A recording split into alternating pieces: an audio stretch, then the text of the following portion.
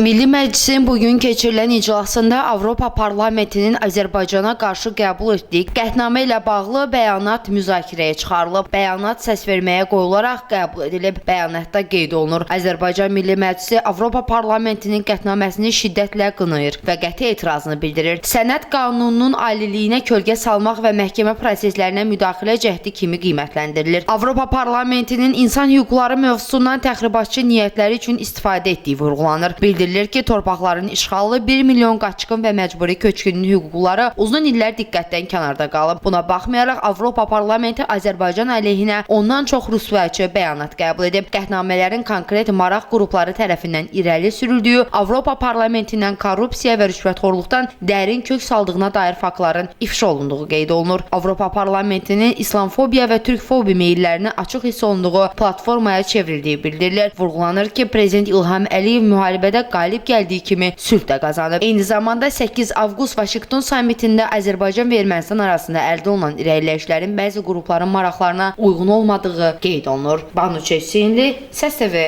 xəbər.